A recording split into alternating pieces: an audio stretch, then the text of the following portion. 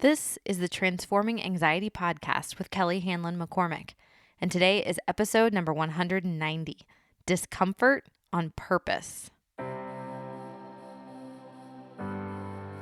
Welcome to Transforming Anxiety. I'm your host, Kelly McCormick. I'm a mom to 2 boys, a wife, friend, daughter, and sister, and I'm a certified life coach, yoga teacher, and soon-to-be mindfulness meditation teacher. I'm no stranger to anxiety, and I'm here to teach you how to manage your mind and your emotions so that you too can transform anxiety into calm, peace, and whatever you want for your life. I'm so glad you're here. Hey there, welcome in today. My goodness, the end of October, we're gearing up for a huge Halloween weekend here. Our friend group does Halloween the way some people do things like Thanksgiving and Christmas. So we have a situation coming up Friday and Saturday and Monday. It's going to be fun. I'm curious, is Halloween your thing? Do you like Halloween? Halloween's such a funny holiday. It's kind of fun. I know some people kind of hate it. The dressing up, the scary movies, all the candy, right? And Halloween being on a Monday this year, that ought to set us up for success next week, huh? It'll all be good. So, happy Halloween. Happy end of October. Happy if you're my younger son. Halloween is kind of the portal to the holidays for him. So he's like the day after Halloween, he's all into like the Christmas music, the Christmas movies, everything. It all starts. So for those of you who are that, happy almost holiday season. Here we go. All right. Today, in other news, we're going to be talking about feeling discomfort on purpose. And before you go turning this off and finding like a murdery podcast or something else instead, I want to tell you why we would do this in the first place. Because I know this doesn't really sound fun. Like, not even a little. I totally get it. Why feel uncomfortable on purpose? Right? Aren't we all on a relentless pursuit of happiness? Trying to get more peaceful and calm and relaxed? Like, why would we want to intentionally introduce discomfort? And here's why. Everything you want, it's on the other side of some amount of discomfort. Like, if you want to create something, achieve something, experience something, feel something that you haven't created or achieved or experienced or felt before, the reason you haven't is because you have to go through some amount of discomfort in order to get there. So think about this. Let's say you want to cultivate a new habit. You want to experience something new, right? A new routine, a new pattern in your life. You want to feel a certain amount of confidence in yourself around your capacity to, let's say, commit to a regular workout routine or a regular meditation practice. Something you want to be doing most days. You want to make a habit out of it. I promise you, in order to get from here, where let's say you're not doing it at all, to there, where you're doing it regularly without a whole bunch of mind drama, in order to create that, you're going to have to experience some discomfort. Like there will be some days you aren't in the mood. There will be some days you feel tired or like you should be working or playing with the kids instead. There will be days where it's raining or you're on vacation or it's the holidays and you think, surely I can take today off, right? Someone will ask about your new habit and you'll feel defensive or protective over it.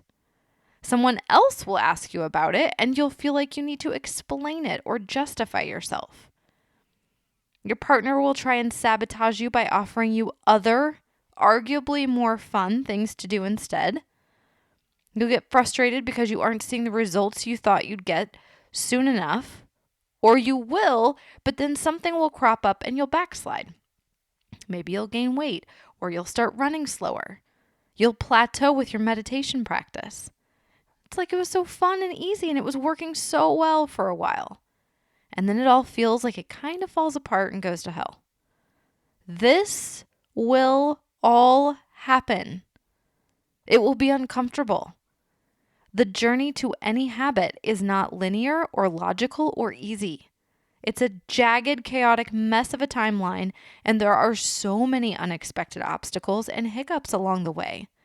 And it's all wildly uncomfortable.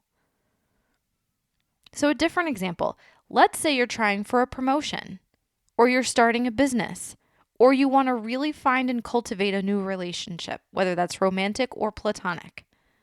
Basically, you're going to have to put yourself out there, right, with any of these. You're going to have to try for something, a new something you've never had before. First of all, before you even get started doing anything, you're going to have to adjust your thinking to believe that thing is possible for you. You know what I mean? Like, who do you think you are thinking you can get a promotion? You've never done that job before. Right. You'll have to first go through the discomfort and maybe the excitement, but also the discomfort of believing that you could do a new job. Something more challenging and with more responsibility and just plain different than what you've done before. Step one is that kind of discomfort. Then you'd have to mention to someone that you're interested, that you kind of want to throw your hat in the ring. Maybe you'll have to go through a super official application process, dust off the resume, go in for interviews.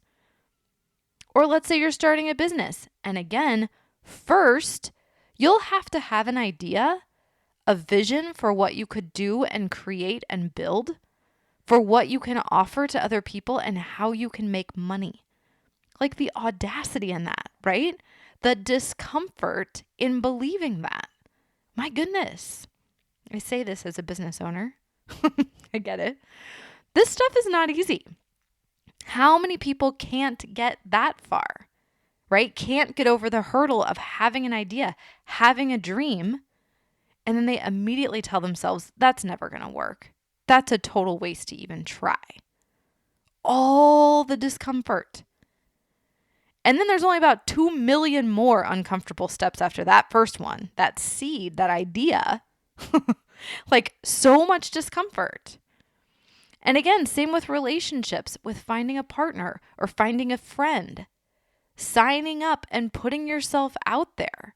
The awkwardness of meeting people and talking with them. People, right? Some of you are really good at this and it's no problem. Others, this is like torture, so freaking uncomfortable. And then there's rejection and there's confusion and there's miscommunication. Like, oh my God, the discomfort. All right, so you see what I'm getting at. Whatever you want, wherever you want to go, whatever you want to do from here, it's going to be uncomfortable.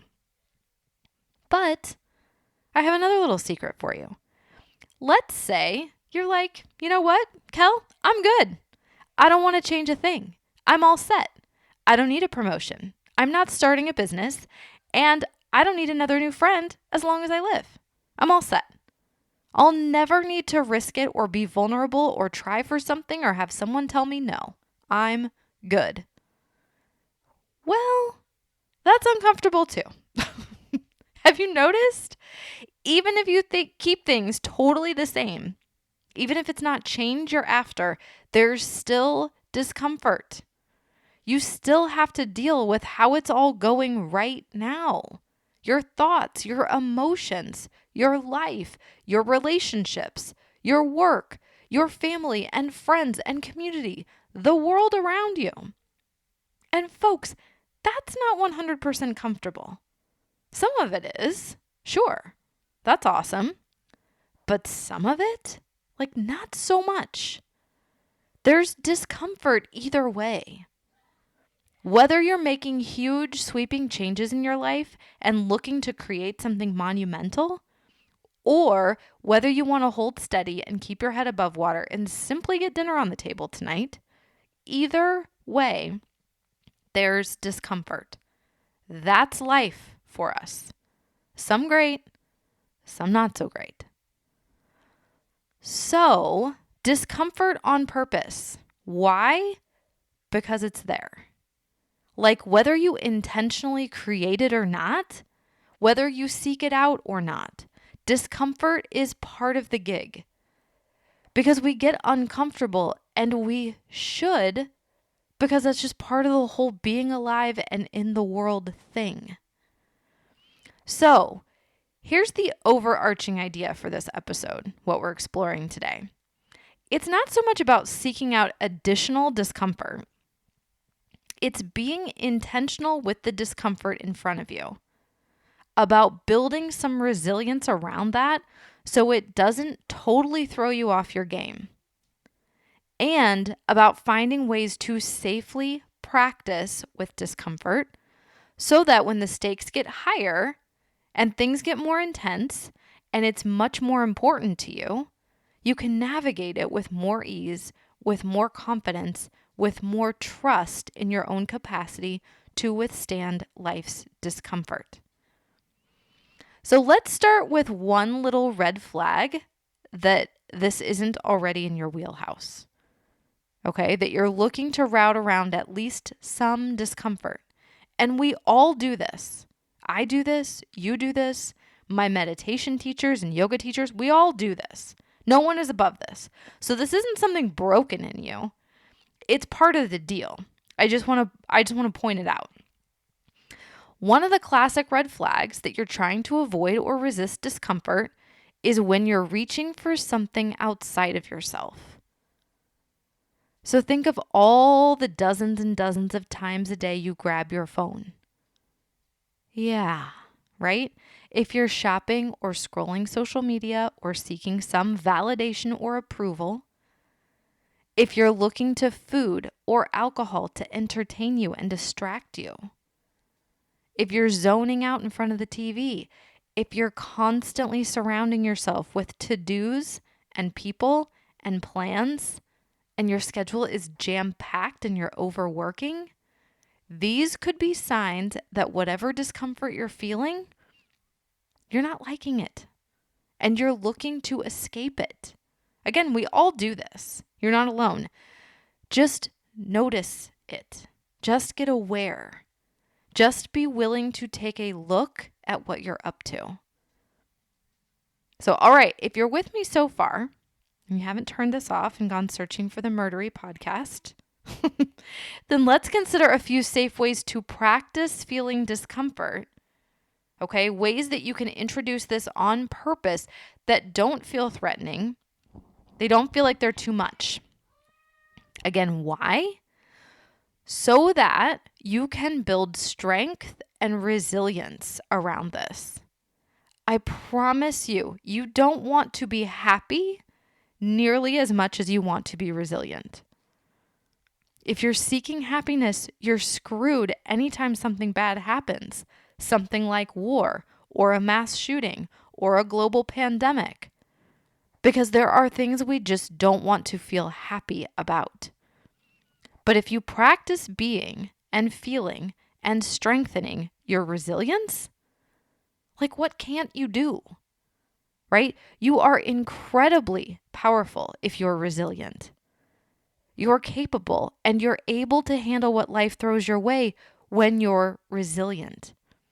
So practicing some amount of discomfort for the express purpose of building resilience, like that's a pretty meaningful endeavor. So a few ideas here. One is mindfulness. So what is mindfulness? Mindfulness is the practice of noticing the present moment, right? What's showing up, dropping judgment around it, and staying curious and friendly with what's real right now. If you've ever tried to stay right here, right now, you've noticed how quick your mind is to yank you to either the future, where you can plan and schedule and organize and try to guarantee some certainty and control, or it takes you back to the past to replay something that happened, right? Something you said or did, and either you have regrets about it or think you need to like figure it out. But just staying here now, like no thanks, right? For one, it can be kind of boring. We're so convinced we need to be doing stuff, that we need to be busy and productive, and that we need to be entertained and overstimulated. So to just stay, like, nah, kind of uncomfortable. And for another, my goodness, you'd have to think your thoughts. You'd have to feel your feelings. For a lot of us, being alone with our thoughts is a bit scary, right? That inner roommate is a bit of a tyrant. So that's pretty daunting, right? Better to get towards the future or heck, like even move towards the past. Anything but here and now.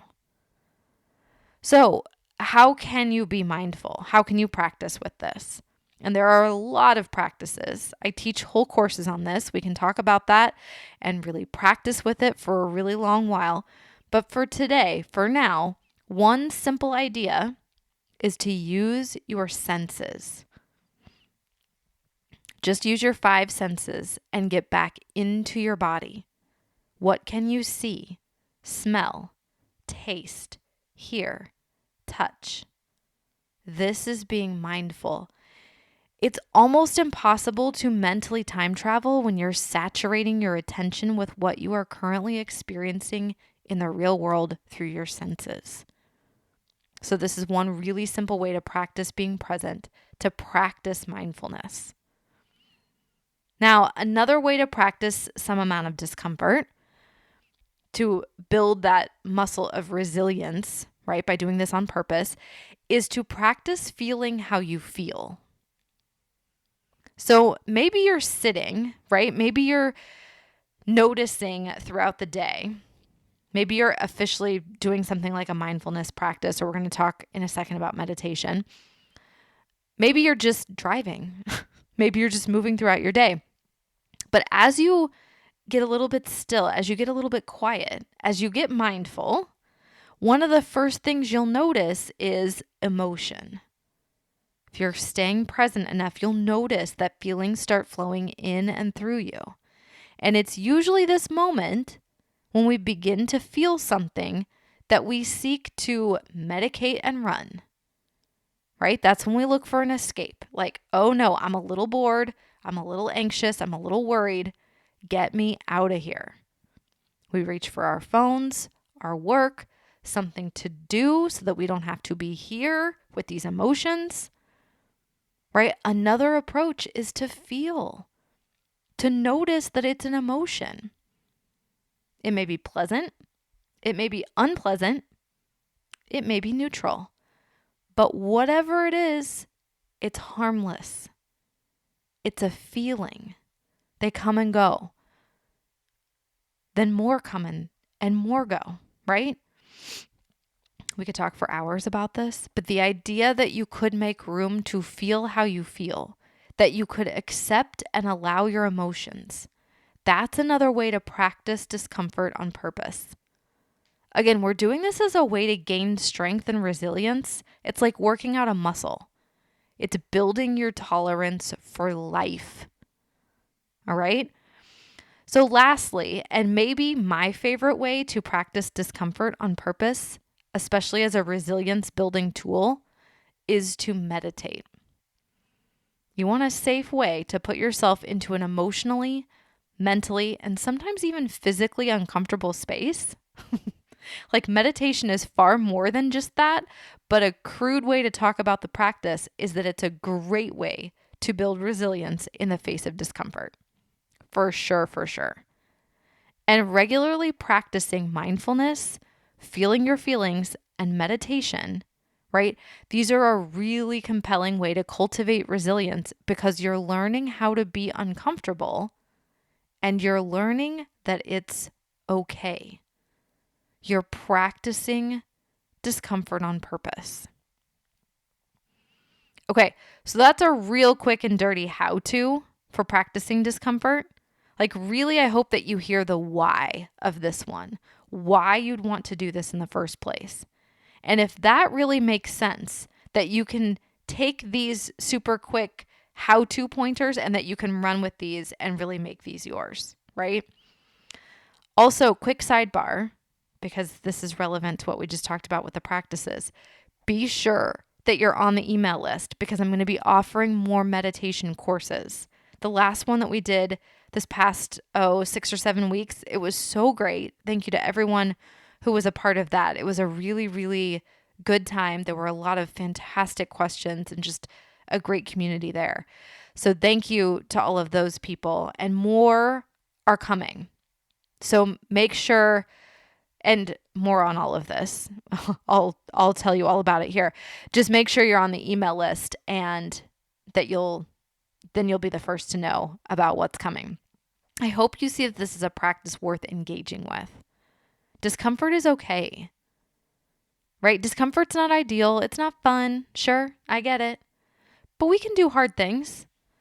And discomfort is pretty much required for anything you want, anything you're creating or wanting to feel or looking to cultivate. Discomfort will be part of the journey. And discomfort is also part of the journey if you want to hang tight. Basically, discomfort is a guarantee no matter what you're up to. So strengthening your resilience and being willing to feel some discomfort on purpose in the interest of becoming more resilient. It's a very worthwhile endeavor. All right. That's what I've got for you today, my friend. Discomfort on purpose. I'm so glad you're here. Please, please, before you go, don't forget to rate and review the show. I would really appreciate your rating and review so that other people looking to transform anxiety can find it. And I will see you at the same time, same place next week for more transforming anxiety. And until then, everyone, please take care. Do you have someone to help you with your stress, anxiety, worry, and overwhelm? If not, I would love to be your coach. The Fierce Calm Project is my virtual coaching program where we get to go in on topics like this one, and I can help you apply these lessons to your life so that you're creating your own transformation. We do live coaching calls, guided meditations, on-demand yoga classes. We hold book club where we read books your neighborhood book club won't, and there's lots of bonus content that I've created just for you. When you're ready to take what you're learning on the podcast to a whole other level, then come on over and check out the Fierce Calm Project at kellyhanlonmccormick.com/Fierce Calm Project.